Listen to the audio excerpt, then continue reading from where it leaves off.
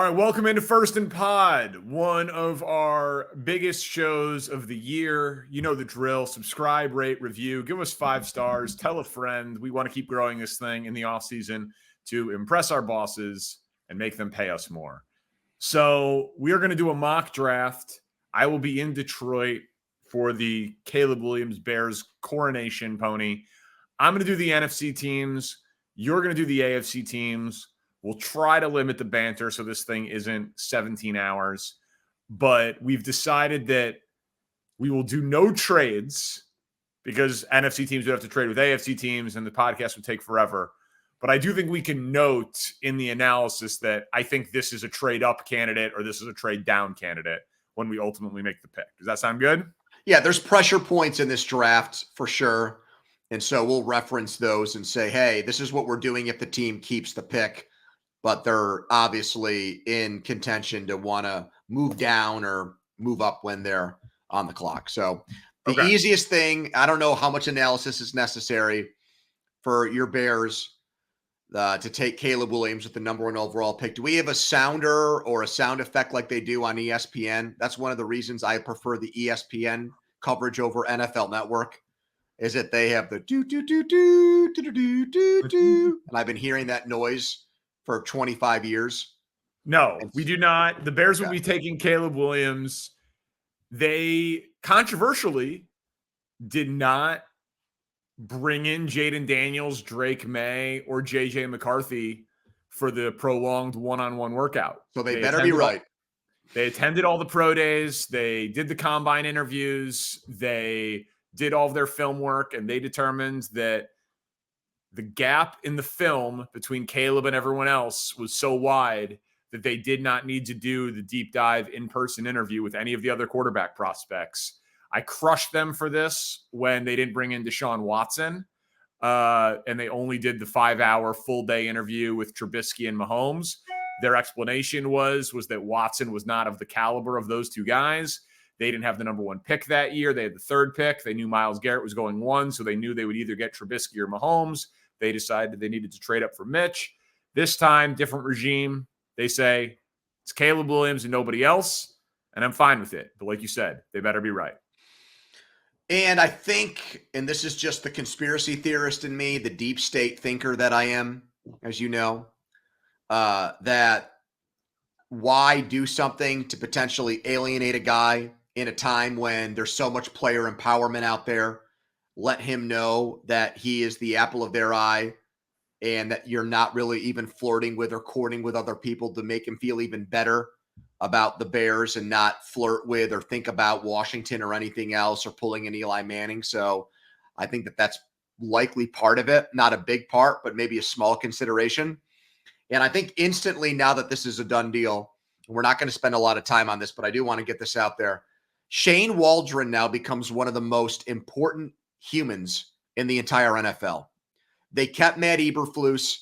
They brought in a quarterback that had success with the reclamation project, Geno Smith. This is a golden goose opportunity for him to instantly take a quarterback who you've said has the potential to be great from day one and make him that. The head coach is a defensive guy, so he will give Waldron a lot of leeway when it comes to the offense and the decision-making and the play calling.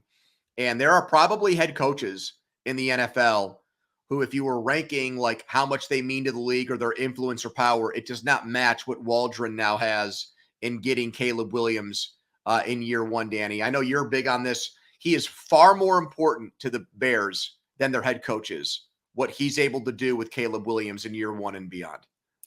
No question. I do have a question already for you on how we're going to do this mock draft, though. Is this what we think the team will do or what they should do? No, I think this is what we think the teams will do. We're doing that, where we're predicting for the teams. We are predicting for the teams. We're going for accuracy here. Okay. Well, then I will take Jaden Daniels, but I do not agree with the pick. Ooh, and by the way, are you aware of what's happening? You are so big on this stuff, especially with presidential elections after talking to your wife, Stephanie, at Nick Wright's wedding. You are very big on what the betting markets are forecasting. Have you seen in the last 24 hours what has gone on with the number 2 pick? No. Thursday night at the time of this taping, Drake May is now even with Jaden Daniels. They're both minus 110. Then I'm changing the pick.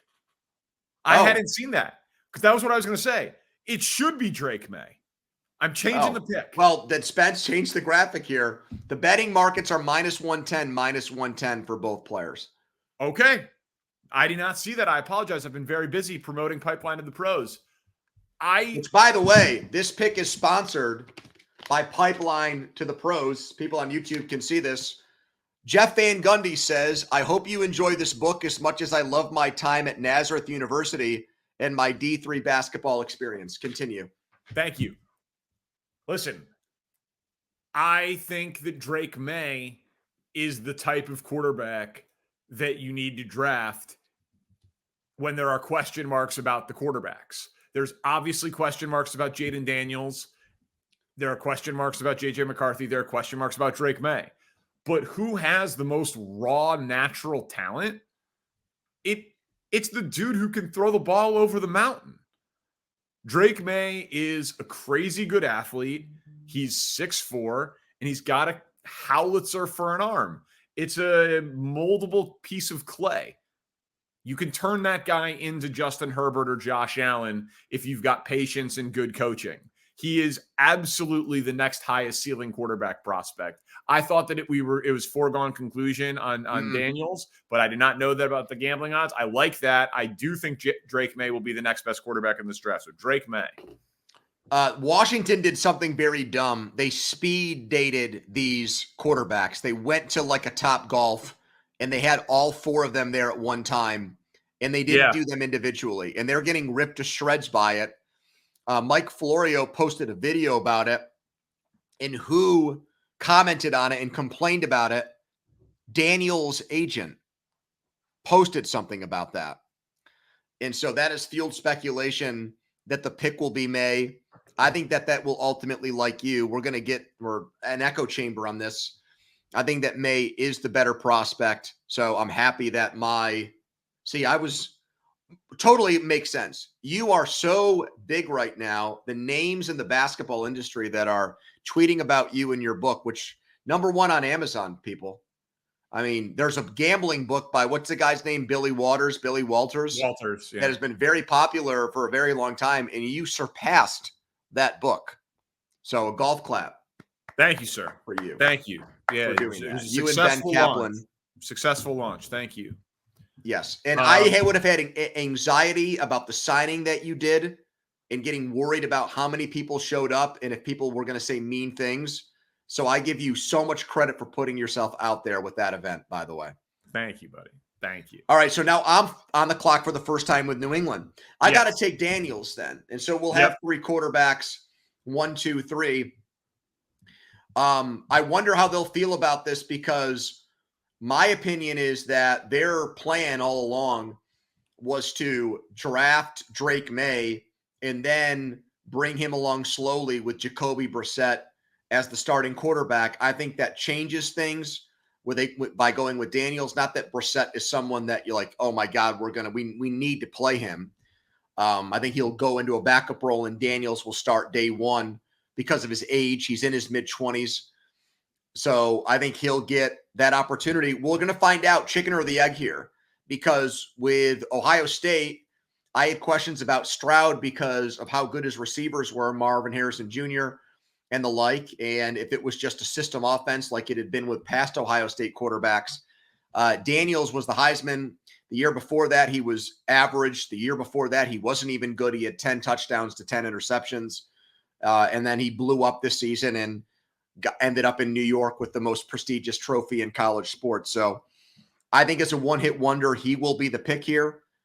There's some speculation about McCarthy going 2 or 3. I think it'll be Daniels and New England will immediately play him. But I think which is a mistake. Yes, I think the Patriots are tracking right now as one of the worst organizations in sports post Tom Brady. And what is Bob Kraft here? Hilarious, the pettiness that's going on, trying to undermine Bill Belichick's career.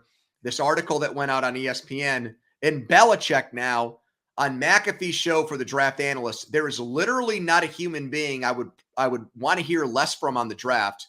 When all of his draft picks have been so bad, whatever he says on that draft night show, I'm going to think the opposite. And then the funniest thing about it, Danny, is I don't know if you saw his appearance on McAfee. He was referred to as 8-time Super Bowl champion. The graphic said 8. He wants to make sure, and this was not by mistake or coincidence, that he's counting those giant defensive coordinator Super Bowls because he wants to have more than Tom Brady. That's how personal it is between these two guys. No other assistant coach gets credit for rings, but he wants those to count so he looks better than Brady. Hilarious what's going on with these two guys post their time together in New England. Ego is unbelievable. I would not play Jaden Daniels. I would not play whatever quarterback New England picks for a long, long time to figure out. That roster is just so barren of talent. I think you're setting them up for failure. But he's 24. I understand that, but you have nothing on the roster. By the way, we're pacing for a hour and 50-minute podcast at this point, so we need to pick it up a little bit. Arizona is obviously a trade down candidate because of how many needs they have, and if someone really is going to say, like, if there's really going to be a bidding war for J.J. McCarthy, they're in a very good spot. If somehow the Giants were interested and they could trade down only to 6 and not have to trade down all the way to like 11 or something with Minnesota, I think they would prefer to do that so they could still get a blue chip player. But assuming no trades, they lost Hollywood Brown. Receivers their biggest need. Kyler is there. Kyler is under contract. This is a very easy pick if they don't trade out of it. Marvin Harrison Jr. Yeah. And I love him. His dad went to our alma mater. And for 2 years, we've looked at him as the best wide receiver in college football. Yeah, I get the Neighbors thing because of the speed. I love Odunze. We've talked about it. We'll talk about these guys as we go. But I just I don't – if Arizona stays at 4, I don't see them taking anyone else. I'm on the clock at 5 with the Chargers. I'm not going to take J.J. McCarthy, even though Harbaugh calls him the best quarterback in the draft. I'm going to take Malik Neighbors here. They cut Mike Williams. They traded Keenan Allen to your Bears.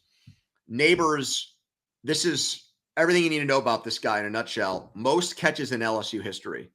And think about the wide receivers that have come through there. Jefferson, Beckham, Chase.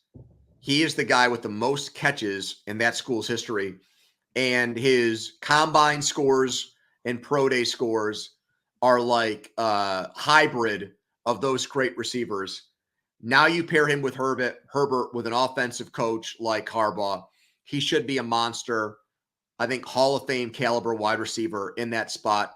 He will instantly become one of the most popular players in the NFL. His jersey will fly off shelves.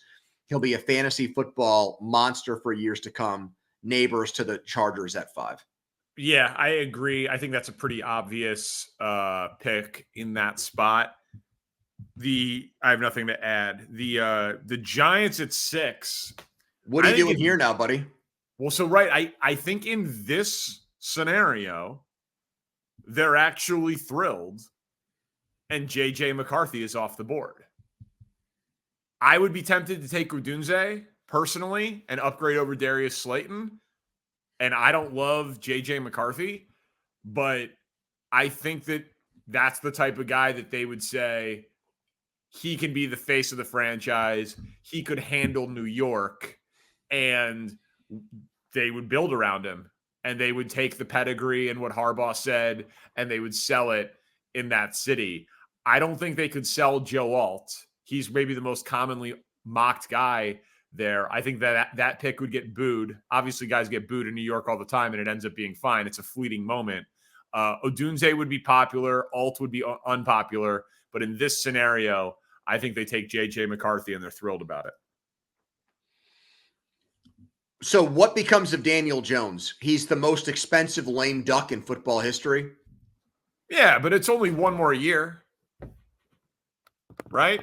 Daniel Jones is not terrible to get out of next year. Is that noise I'm hearing you pounding on your keyboard to get all the details here quickly for everyone? Thank you for that. Yeah, potential out 2025. Okay. Yeah.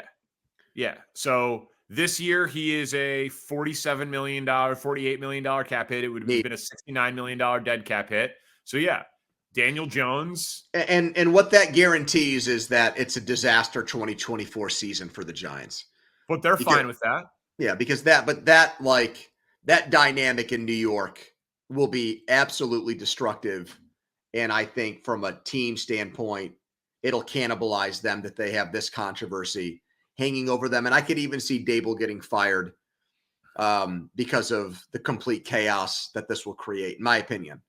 Unless they just abandon Jones right from the very beginning and they make McCarthy their quarterback from day one. I just think it's going to get very messy there. And I'm not sure. I actually know I don't think the organization's built for that, to be honest with you. And I don't think it's worth it. I'll just go on the record as saying that. I would take Odunze here.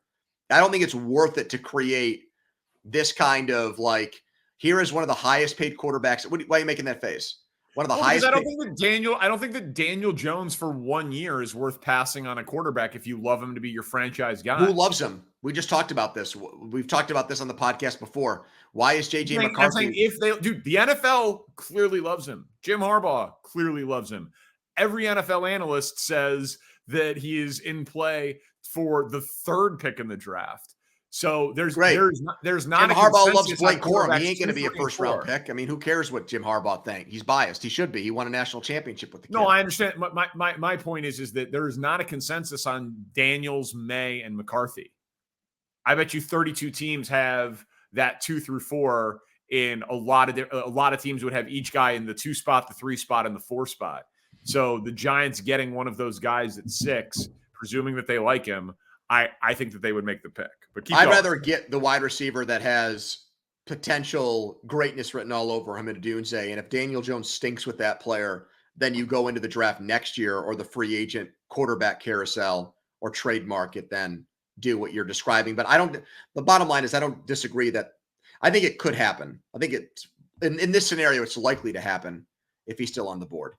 All right. 7 for me is Tennessee. They're taking Joe Alt with this pick. This is one of the worst kept secrets, in my opinion, in the entire draft, that he'll be the first offensive lineman among the many who comes off the board. They took Skoronski last year from Northwestern right down the road from you, but he's got very, very short arms, and they had to make him a guard. They'll take Alt. I have big time reservations about how great he can be. I think he'll be solid. I don't think, we've seen Eric Fishers and Luke Jokels and guys like that go early in drafts. So it's not like these are all slam dunks.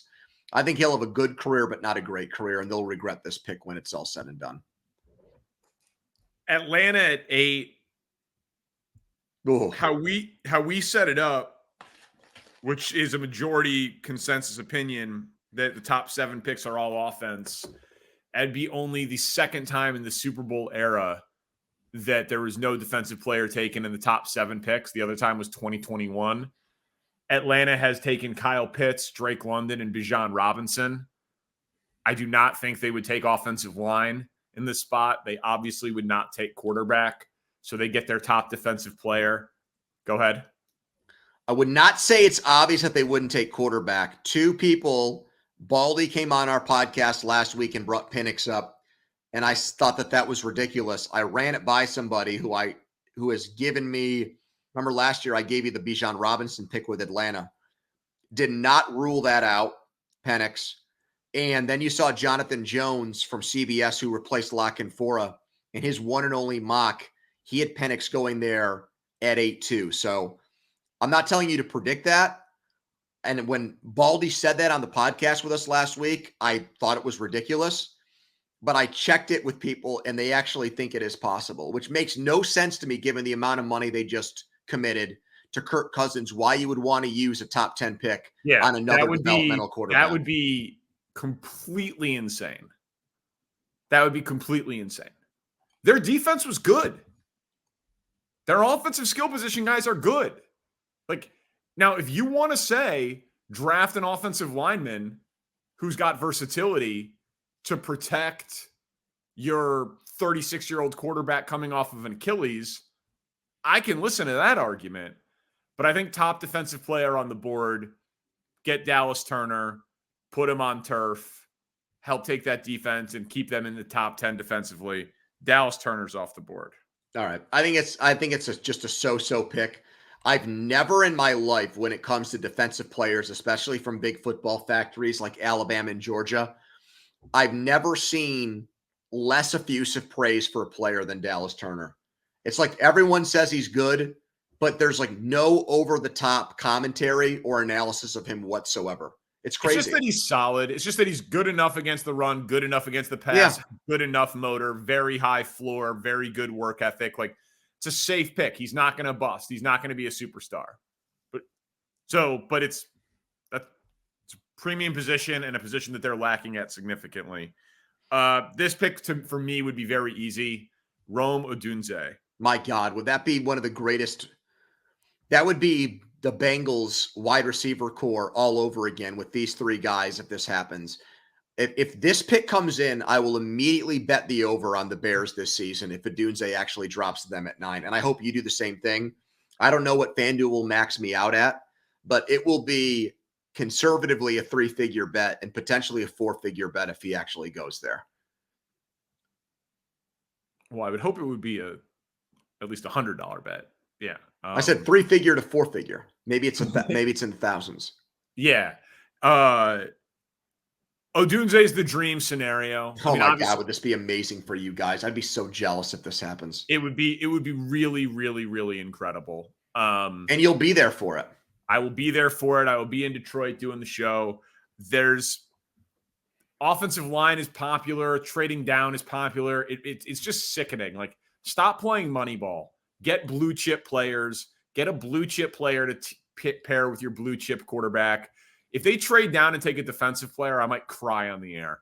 Just like people like, oh, you have Caleb Williams that night. There will be no crying after you get the transcendent quarterback. My prediction is Odunze will be gone, and they're going to end up with someone like Jared Verse or the edge rusher from UCLA or whatever. Latu. I think if it goes offensive players 1 through 8, I actually think they would take Byron Murphy as the top defensive player. I think. Remember, I said that 2 weeks ago to bet that it's the 9th pick. Yeah, I think Byron Murphy is I think Byron Murphy and Fatano, the kid from Washington, as a tackle is those are like the other players. But if Odunze is there, I think you sprint in with the pick. Okay, 10 to me. I'm going to take Brock Bowers to the Jets. I think they'd be thrilled with this. Wow. I still can't shake the fact that when I saw him at the Super Bowl, he looked like he did your taxes when he was next to Rob Gronkowski. It looked like he played a completely different sport, how physically unimpressive he looked. He is not going to be your traditional tight end. He's going to be more like a big slot receiver. It's going to be reminiscent of what Dalton Kincaid was for the Bills in the second half of the season. It's incumbent on Nate Hackett and Aaron Rodgers to utilize him correctly from day one. I don't think he's a slam dunk. I think he's got to be in the right offense, and they've got to utilize him correctly with the right quarterback. And so I think they'll take the shot here, give Aaron another weapon. He'll love that because Green Bay would never do that for him. But I think this sounds like the right pick, but the practical application of it, I still have to see in order to believe it's going to go off swimmingly. I think I would take Fatano, the tackle from Washington, with the crazy athleticism, and just say, you've got a 40-something-year-old quarterback coming off of an Achilles injury, protect the franchise, and figure if Aaron Rodgers is healthy, he can make chicken salad out of chicken bleep with weapons. You got Smith and Moses. You can get by for a year at tackle with those two guys, I think. They're, 33 and 34 years old? Well, you watch Jason Peters play tackle. The guy would eat pork rinds all offseason, then block fine. Yeah. So, okay, I mean, look, if you think that they're staying healthy in their mid-30s at tackle, okay, that's fine. I would protect Aaron Rodgers. 11 to the Jets is hard for you now that McCarthy is gone and we weren't allowing for them to trade up. So I'm very intrigued by what you're going to do. 11 to the Vikings. Mm-hmm. Yeah, 11 to the Vikings is tough, but we will get into that with First and Pod back after this.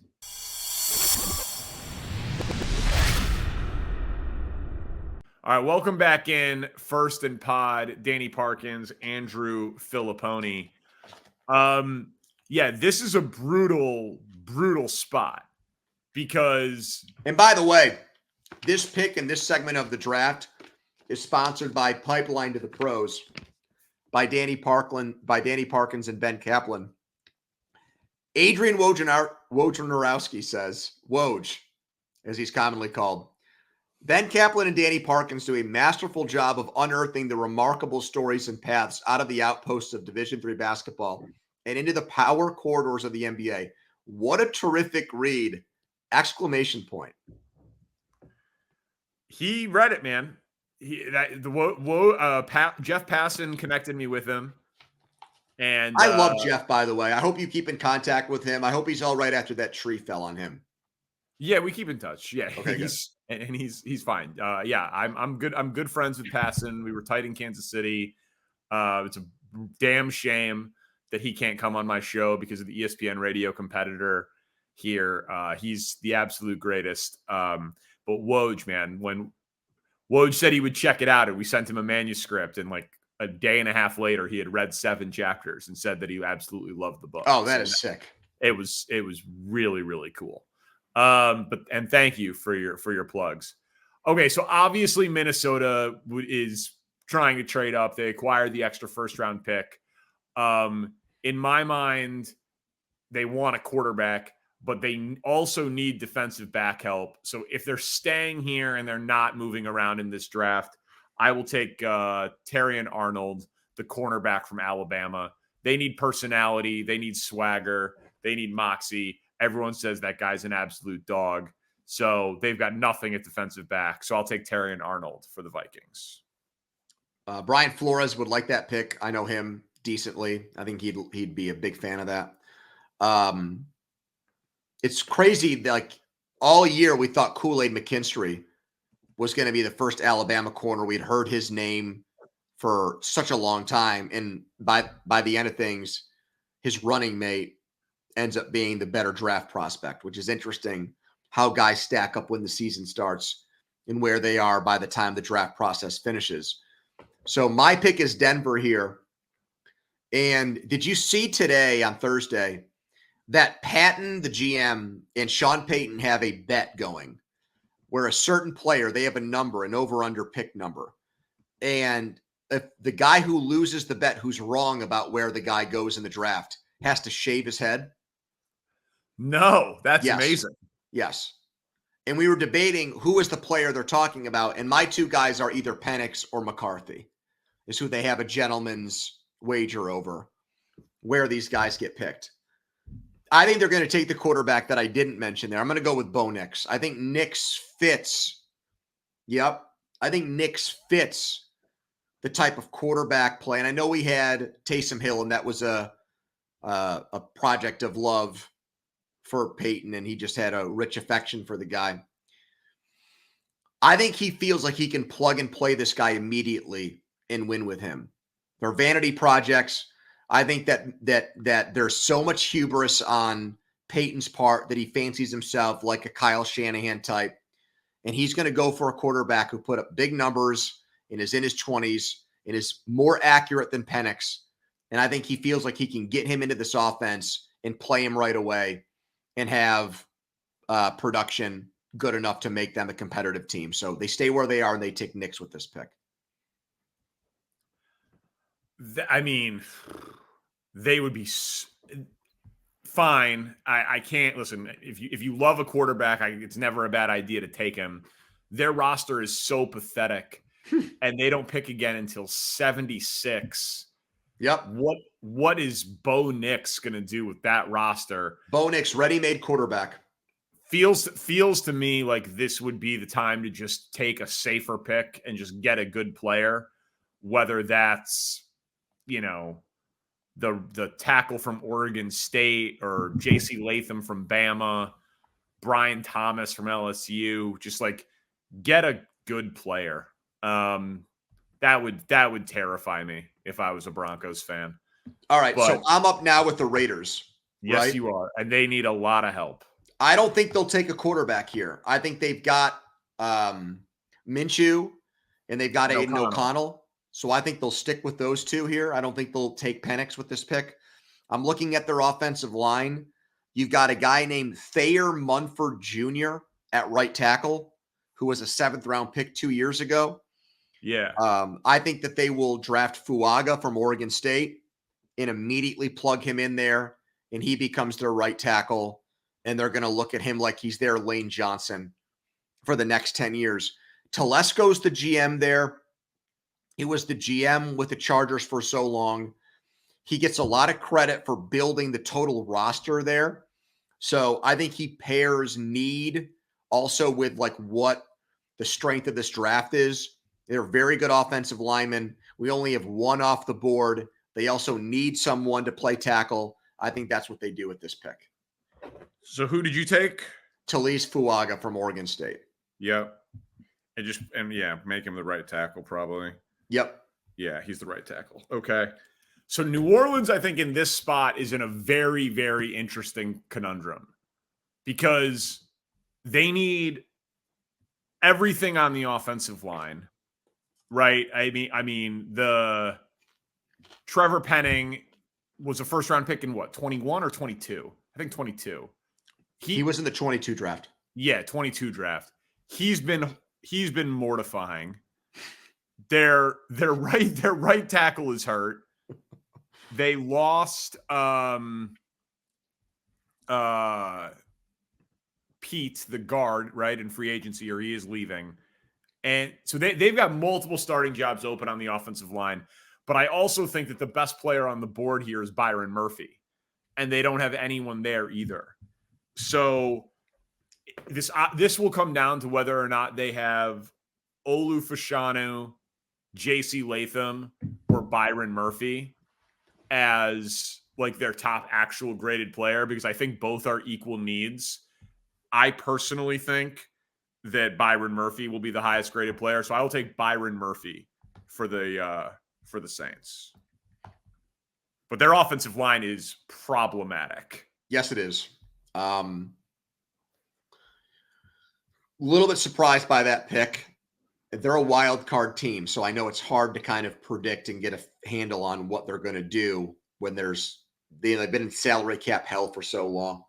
I just could see, like, we've had a little bit of a run of tackles, and so I could see them being like, okay, am I taking the 4th or 5th offensive lineman, or am I taking the number 1 defensive lineman, Sure. interior defensive lineman in the draft, and just doing it that way. So that was the tiebreaker for me. But obviously, Latham would be a good pick, Fashanu would be a good pick, but I just got to assume that they're going to go with the higher. But I mean, again, like you said, it's very tough. All right, so I'm on the board with the Colts. I think the Colts, they need a tight end, but I don't think Ballard is the type to move up to get Bowers. So I'll just make that point that I think that that's a possibility. I don't think they'd move up 7 or 8 spots. Maybe they'd move up a couple if he slides. So I would just keep an eye on them as a Bowers team. Jelani Woods right now is their starting tight end. It's a major area of weakness for them. They didn't do anything in free agency to address it. They're in a division with CJ Stroud. And so they need secondary help. You've got Moore in the nickel. Brents, who was a rookie last year, had a decent year. He's not a number 1 corner, though. You need a number 1 corner in a division with Stroud and Lawrence. And I think that this pick will be Mitchell from Toledo. I believe that he has a chance to be the best defensive player in this draft. My personal pick is Chop Robinson on that. But the fact that this guy from Toledo is thought this highly of, it's a different position, but it reminds me of Khalil Mack. He stayed there in the Mac. He didn't take the NIL money or go to a bigger school. He absolutely shut down the very best wide receivers who were at the Senior Bowl. He had the coaches, their mouths were agape watching him dominate. He was one of the best players there. So he proved that he could get it done. He's skyrocketed up boards. I think he goes to Indianapolis because they need a shutdown number 1 corner in a division with very good young quarterbacks. They definitely do need a defensive back. You made the case very, very well, but they're also so heavily invested in Anthony Richardson being good. I think Brian Thomas Jr. there would have been really tough to pass up for me. Put that guy with his size and speed combination with Anthony Richardson on a fast track in Indy. That would be very, very difficult for me. I think it's so deep at wide receiver they'll get a guy on day 2. That's my prediction. Well, no, I mean, yeah, they will have to if they pass on one there. All right, so Seattle, like this is very similar. Like they would be thrilled that at 14 I took Byron Murphy and left more tackles for them on the board. I think they will just say Troy Fatanu. We saw him play at Washington. Let's keep him in the Pacific Northwest. We're thrilled that level of athlete is still here for us. Plug and play. Easy pick. I think they sprint this to the podium if it breaks this way. I think this is one of the easiest picks that I've had to make. Not sure where he'll play. I mean, they've got young tackles. They need help inside on their offensive line. I could see this guy playing guard. Now, he played left tackle his entire career at Washington. Yeah. But there's a lot of discussion about him swinging inside. And I think given the state of their offensive line, that might actually happen. But I could see him getting picked by them regardless of how they feel about their tackles right now, because they're inside of I think this is a center team, by the way, too. That's a possibility with some of the first round caliber centers that are in the draft. 17 to me is Jacksonville, right? Yeah, they feel like a trade down team to me. But They do. I am going to take for them. So where did Arnold go? Where did you have him getting picked? 11 right? to Minnesota. 11 to Minnesota. I am going to take another corner here with Jacksonville, and I am going to make it Cooper DeJean. The guy from Iowa. I'm going to take the first white corner since Jason Sehorn right here with DeJean. There's a little bit of Kyle Hamilton here too, where you're hearing about his maneuverability around the defense. Maybe a Mika Fitzpatrick as well. This will not happen. Why? They're not taking a white corner at 17. They would trade down. I know we're not doing trades, but that would not happen. Why not? A white corner can't be the 17th pick in the draft. It's not allowed. Well, it hasn't been allowed in the league for about 20 years. I'm just saying it's that Shane Gillis. It's that Shane Gillis bit. They're extinct. They're like the pandas at the San Diego Zoo. Did he actually do a bit on that? Yes. So good. I've gone back and forth on him. I didn't like him initially, but then like someone said, you're not giving him a chance. And I started to watch and listen to more of it, and I've liked it. What I can't wrap my head around is the Robinson guy. I don't find any of his stuff funny whatsoever. Who? What's his name? Tim Robinson. Yeah. He doesn't do it for me, and I want to. Yeah. Shane Gillis. No, I know who you're talking about. Shane Gillis is very, very funny. Do you know who I'm talking about? Yes, I do. And everybody thinks he's hysterical, and I feel like I'm an outcast for not liking him. But I just got to be completely honest that he just does not make me laugh. So, Tim Robinson. Thank you. Yeah, no problem. Yeah, I'm going to take Cooper DeJean here. And this is going to be another one of these picks, by the way, where you ridicule me and say this has no chance of happening. This is a waste of time. And then it happens and you have to come on the podcast next week while you're half in the bag in Detroit. Who knows where you're drinking and going out in Detroit late at night. We've got our places. Maybe Spencer can give you a couple of recommendations. Well, listen, everybody says Jacksonville needs a corner. I understand. So you took the top corner on the board. They're not taking a white corner at 17. It's just not happening. Go ahead. Cincinnati.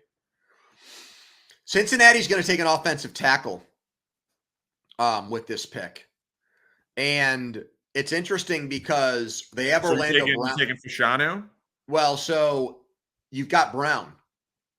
And Brown's played right tackle too, but remember how pissed off it made him to play right tackle? So I happen to know, I've got a lot of information on Fashanu because obviously Penn State's very close to where I am, and there's more Penn State alums in the county that I live in than anywhere in America. This kid, from a professional standpoint, made a big mistake. He would have been the number one tackle picked in last year's draft. But his parents are both teachers.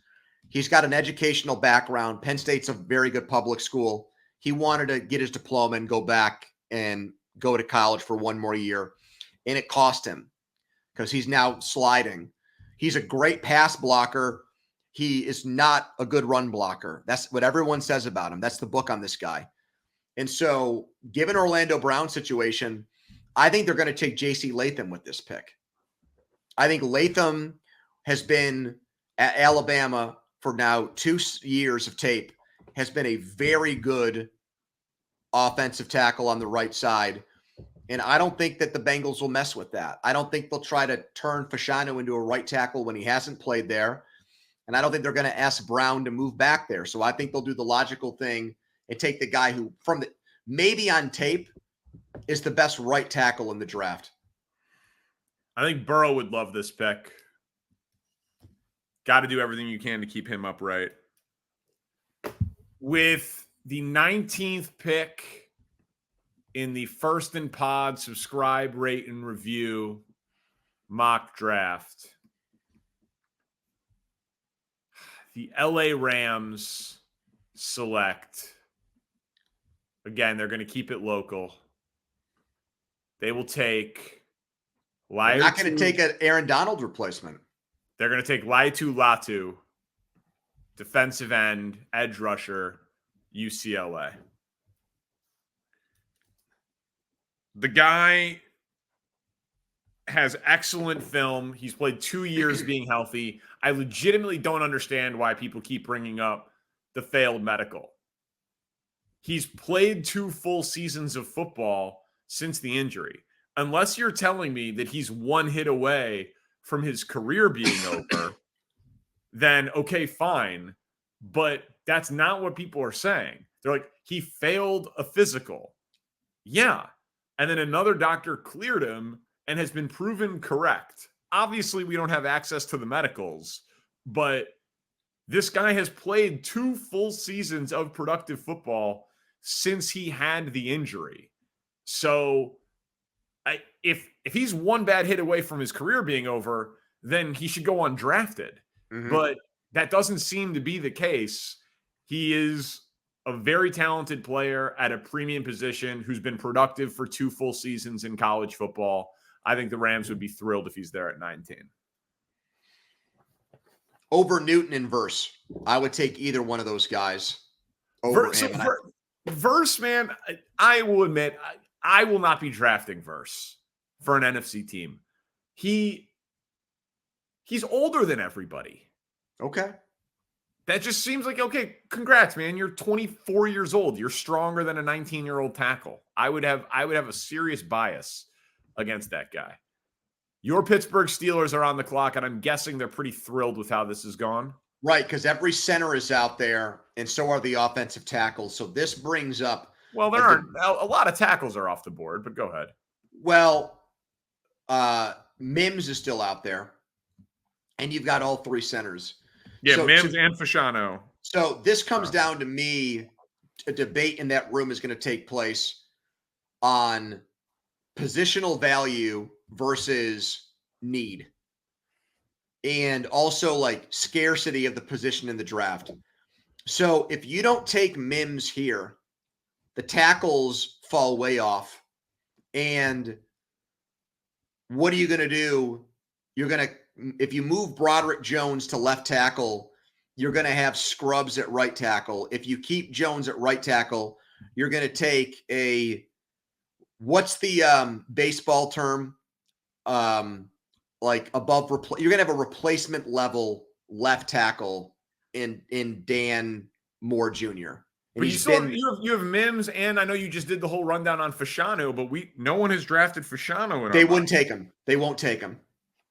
They Okay. won't take him because of the run blocking thing. They did almost no homework on the guy when he's right down the road. It's like they've already ruled him out. If they do it, it's one of the great smoke screens. And they've really never been a smokescreen organization. They've been such an easy team to predict in the draft the last few years, from Najee to Broderick Jones.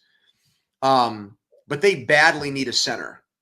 I'm just not convinced that they like Barton more than the other two guys. I think they could trade back into the early second round to get Frazier, who I know they believe can play from day one. So this is my long-winded way talking about my team of saying, I think they'll take Mims. And I think Tomlin will look at the potential there and say to himself, if this guy had played more than 8 games, he'd be a top 10 pick in this draft. He'd be better than Alt. They would have moved him to left tackle if he had actually stayed healthy and gotten a chance to play. And I think that the GM, Khan, will make the argument getting the fifth-year option and having a first-round pick offensive tackle is more valuable to our organization than doing that with a center. Yes, this is the organization that had Pouncey and Mike Webster and Dermontti Dawson, but I think here they'll take Mims because they'll feel like they can get the center somewhere else in the draft, and if they have to maneuver around to get him, they'll do that. So you guys took Broderick Jones last year, who was like a pretty toolsy athletic guy, and it didn't work out from day one, didn't play him at day one. Any chance like that's their type and they take Tyler Guyton from Oklahoma? Has that been talked about? Yes, I think that's possible. Guyton seems like a this year Broderick Jones. Like if they're gonna have patience. But I think Mims has an even higher ceiling, Danny. I think Mims, if he had played more than a few games, okay, was in the conversation to be the number 1 tackle that was picked in this year's draft. Okay. It's your team. We'll do one more, then we'll break. Who you taking from Miami? Well, Miami lost a lot on defense, but they've also had big-time departures from their offensive line. Connor Williams was their center, tore his ACL. I'm going to give them a center here, and this is where I'm going to give them Barton. And here's why I'm giving them Barton, Graham Barton from Duke. He can play. He played center his freshman year, and then he played since he's been a left tackle. And so, I don't think he'll play left tackle in the NFL. I think he could play guard. Baldy had, convinced me and you that he could play guard. He's a 6'5" center. He's the same side as Creed Humphrey. He gets out in space and runs and blocks better in space than anybody. So I think that they'll take him, and he'll be their center for the next 8 to 9 years. Graham Barton, Duke. Okay. I have the Philadelphia Eagles and the Arizona Cardinals, a couple of NFC teams, as we continue the First and Pod mock draft back after this.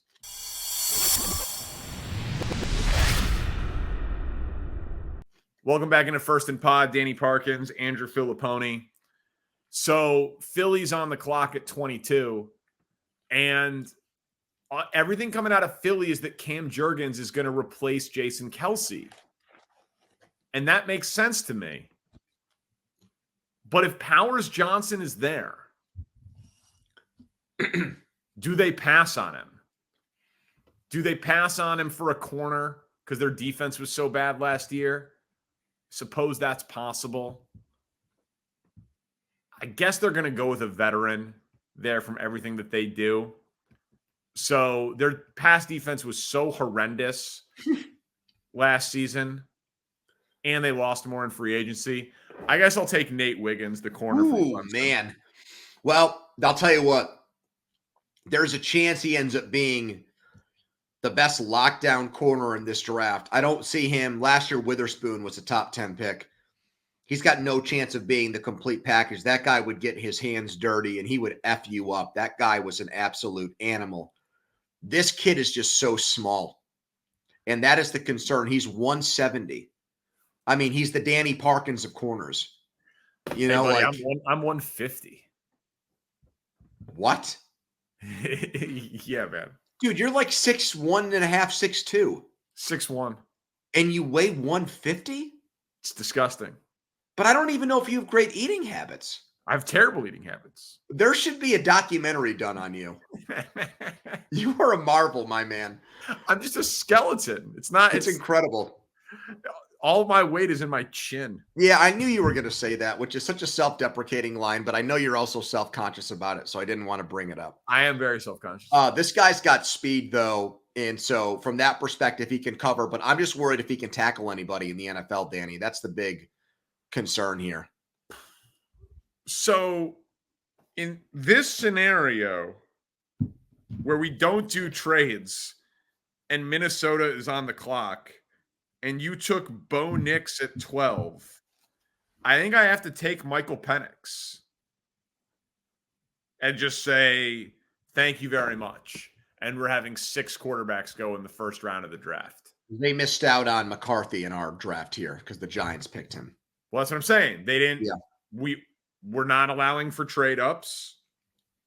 They were not going to take one of these guys at 11, and they just turned that Houston pick into a project for Kevin O'Connell, and they take Michael Penix and they try to sell it to their fan base as we addressed our 2 biggest needs, corner and quarterback, but we did it in a weird order.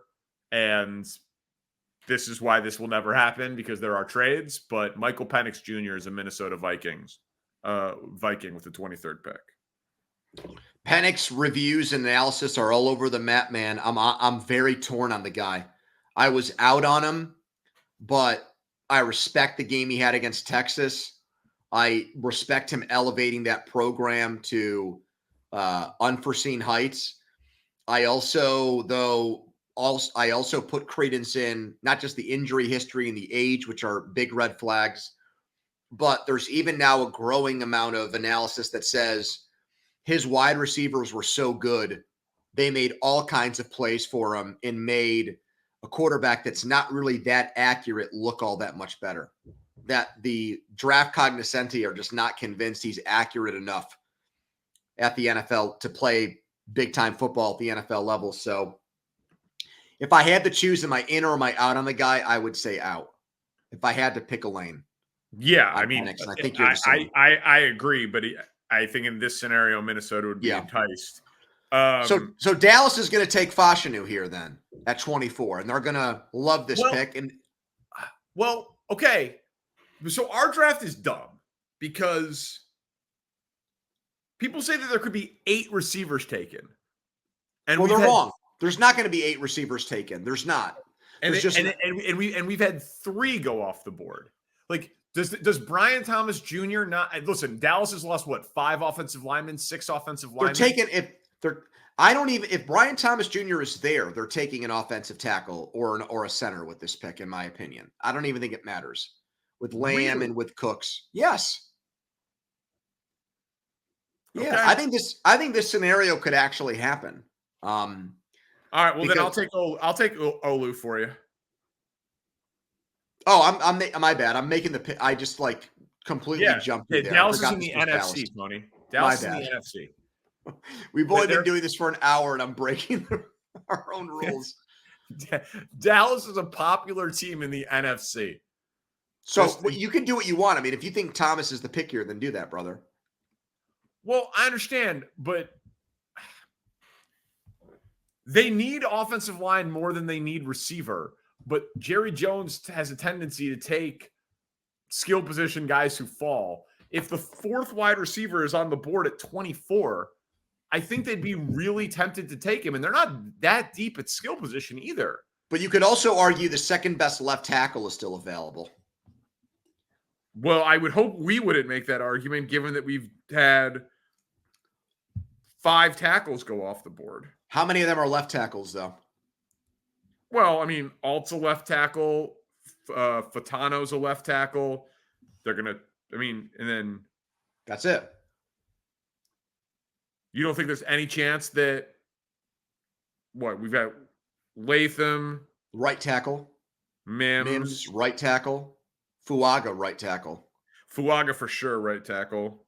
Yeah. Yeah. And you can argue Fashanu against Fashanu all day. I mean, I don't think that there's a consensus on which one of those guys is better. All right, I already wrote it on my sheet, so I'll take Olu Fashanu for Dallas at 24. Is it my? Oh yeah, now 25 Green Bay. God. So Powers Johnson is still on the board, but I just made that big spiel about receivers. And they drafted Myers a few years ago as a center, and I believe they might have picked him ahead of Creed Humphrey, if my memory serves right, from Ohio State. God, they're so young on offense. They're not taking a safety here. I think I would take. You took Graham Barton, right? Yeah, for Miami. Mm-hmm.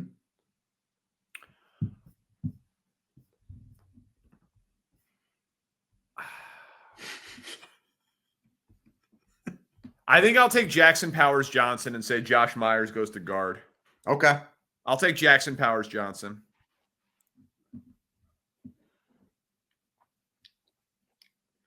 It's weird with him. I felt like when the season ended, everybody thought for sure he was the best center. And I talked to Jeff Schwartz about this. He doesn't get it. He doesn't really understand how Barton has picked up steam and looks like he's the guy that's more in vogue. It could all be like BS, but I still think Zach Frazier seems pretty damn good. Yep, I agree with that. I like him a lot. And I'm not just saying that because my wife went to school there and we watch all their games. Okay, so in this scenario, this is another easy pick. Tampa would take Brian Thomas Jr. They need younger skill position talent. I know they need offense. I know they need offensive line help as well, but we've drafted 8 offensive linemen at this point in the first 25 picks, right? Well, yeah, I think that could actually happen. I don't think that we're like. No, I'm not saying that. I'm not, but I'm just saying all Fuaga, Fatanu, Latham, Mims, Barton, Fashanu, Powers Johnson. Yeah, that's 8 offensive linemen in the first 25 picks and only 3 receivers. This would be Brian Thomas Jr. Learn from Mike Evans. Congratulations. Excellent landing spot. I think that they would sprint to the podium. And now you got to go back to Arizona, and they've taken Marvin Harrison Jr. already in this draft. Oh my gosh. This is a run of NFC teams. This is a lot of work. You weren't factoring in to your book promotion this week that you would have to account for a second Arizona Cardinals first round pick. Jesus Christ. Okay. Arizona. Let me go back to my sheet. All right. Well, so they need edge. Ugh. So Jared Verse or Chop Robinson. I guess I'll take Jared Verse. You said an hour ago that you would not be picking Jared Verse for yeah, I did. Chop Robinson. Chop Robinson. Chop Robinson is off the board for the Arizona Cardinals. I'll have a ticket on Robinson to win the NFC Rookie of the Year in that Gannon defense. Not that I loved Gannon. We obviously killed him and harangued him for what happened with the Philadelphia defense. But I think there's a lot of potential there with this guy. I mean, he didn't play a lot, right? I see Micah Parsons Jr. in him. He had 4 sacks. Yes. Right? In 10 games. Oh, nice little run of you having to do the work here. Jaguars, Raiders, Ravens. Let's go. All right, so the Bills got to find the Stephon Diggs replacement here. And so they would be thrilled with how this has gone. Yep. I'm going to surprise you with this pick. I think I know. Go ahead. You want to guess? Keon Coleman. Wrong. Ooh. I'm going to take Xavier Worthy. All right. To Buffalo here. Speed, the fastest. And we saw John Ross did not exactly bathe himself in glory after having the record time for 40s and guys like Darius Hayward Bay, who were just strict speed merchants, did not work out or pan out well. But I think he's more than just a straight line runner. He's obviously not the biggest receiver in the draft, but that is a scary. You have now. All right, Josh Allen, he can overthrow people. If you want to put together and see an interesting study here, like a sports science special, what's stronger, his arm or this guy's legs? I'd love to see what that looks like, man. That would be very, very, very entertaining. I told you when up. we did the pod 2 weeks ago, like mid-rounds guy who could be an all-pro. It's easier than ever to be an undersized receiver. Obviously, saying someone's the next Tyreek Hill feels ridiculous, but there is tape of Xavier Worthy going over the middle, taking hits, keeping the ball, landing, and keeping going. It's not like he's just a little guy who gets knocked out every time he takes a hit. He's pretty tough, and he's arguably the fastest player ever to come into the NFL. So I think he's going to be a very, very exciting player. I don't hate the pick at all. Now this run of AFC teams continues with the Detroit Lions, Danny. Is that right? Yes, you said I was going to be doing a lot of work. Is that yeah? Pick 29, Detroit. I'm sorry. I was looking at something that had a potential trade. I apologize. Okay. They need defensive line help. They need defense. I'll take Newton from Illinois. He's a little undersized, but he's a very productive player. Everybody loves him and raves about him, his work ethic, his motor, all of that stuff. So I would say that he fits into what Dan Campbell wants, and he could play next to Aiden Hutchinson, and they will just say, thank you very much for giving us the second best interior defensive lineman in the draft with the 29th pick overall. And I happen to like that you were shamed by Brian Baldinger last week for not having. I don't know a ton about him. I didn't watch a ton of Illinois football, but I know what the Lions need. Mm-hmm. You know what I mean? I can't speak about the Fighting Illini, but I can speak about the Detroit Lions. So I think that this would be a pick for them. I think they would also consider Jared Verse, by the way. So Baltimore's next, and they have a reputation for, if somebody falls who's should have been a top 20 or top 15 pick, they take the guy. That's just kind of what they're known for. So I guess I could take Verse here because they've got Oweh at one spot, but they've got Ojabo also at outside linebacker who, remember, got hurt at his pro day at Michigan, and they expect him to have a much bigger role now going into this year. Their offensive line is not a strength of the team anymore. Stanley's hurt all the time. Their left guard is a 7th round pick. Linderbaum's a very good center. Their right tackle is Daniel Falal. I mean, this is a guy. So I think here, I'm going to take another offensive lineman. I'm going to give them Tyler Guyton with this pick. And I don't know, I might ask him to play right tackle, I guess, in this situation. I think they could take. What about Jordan Morgan? I think he's a day 2 pick. I think they could take Frazier and have him play guard, even though he's been a center. Yeah, I think he's being drafted as a center. But I think they're going to take an offensive lineman because it's just such a position of weakness right now, and take the best offensive tackle that's left out there and rearrange the chess pieces or ask him to play right tackle like the Steelers did with Broderick Jones last year. So Tyler Guyton. Mm-hmm. All right. San Francisco.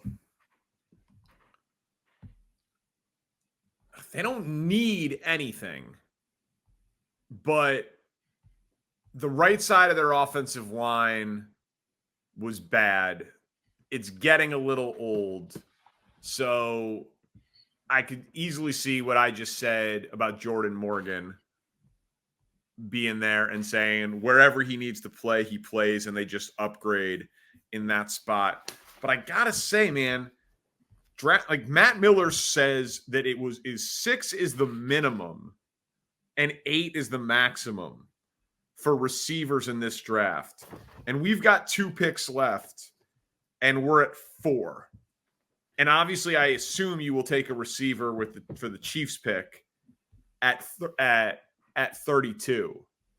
But I just think this might be an embarrassment of riches spot for San Francisco, that instead of taking the 10th offensive lineman, they take the 5th wide receiver. And they would consider Ladd McConkey, but ultimately they would consider Keon Coleman, but Adonai Mitchell and his raw talent would just be the guy that they would say this can be like the X factor type of player for their system. This is the ultimate, no need luxury pick. I'll say Adonai Mitchell to the Niners. In that situation, I think they trade Ayuk. Right. Exactly. Because they're not paying him. So yes, agreed. It's I should have mentioned that. It's Brandon Ayuk insurance. Absolutely. So I'm trying to think of who these receivers are that Matt is convinced are all first round picks, because I'm going to take one for Kansas City here, given their drops problems. MVS got cut. I don't think got signed by anybody, right? I think he's still a free agent. Yeah. Sky Moore never developed. Justin Watson's a great kid who might occasionally listen to this podcast, and he won't take any kind of, he won't take offense to me saying this, but he knows he's not a number one receiver. So they need somebody there. And I think like Ladd McConkey is an obvious pick because Andy Reid is going to be smiling ear to ear because the dude just gets open. And so he'll fit him in there, and they'll move him around, and they'll play him inside and outside. And, he'll be one of these guys that once Travis Kelce retires could catch 8 or 9 balls a game. So that's what I'm going to make my pick. But, who are the other wide receivers that are going to be first round picks? Roman Wilson from Michigan? No. Ricky Pearsall from Florida? No. I think we got the number about right here. I don't think we. Well, can you bet it, right? I mean, you can. What's the over-under? On wide receivers? Yeah, first-round wide receivers. Let me see if I can pull it up real quick. Yeah, I like when we give people good betting advice on this show.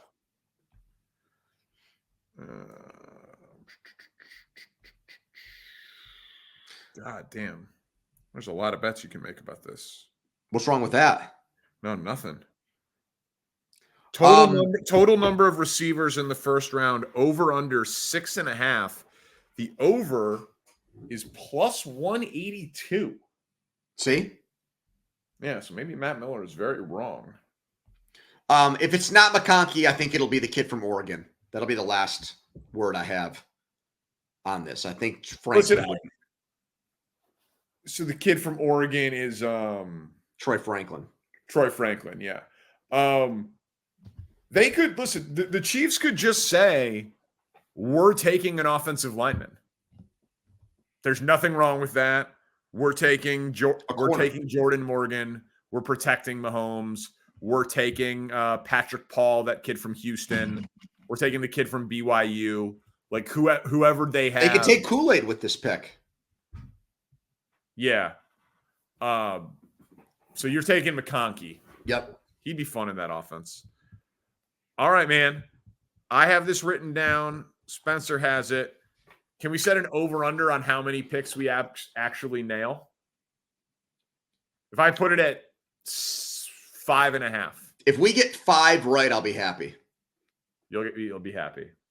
But I think we could get 10. And I want to tell people again, pipeline to the pros, folks. Thank you for the plugs. I very much appreciate it. We will talk to you next week. I will be in Detroit. Thank you to Spencer Ray. Tell a friend about my book. And if you mention the pod, that would be great. He's Andrew Fillipponi. I'm Danny Parkins. First and Pod. Peace.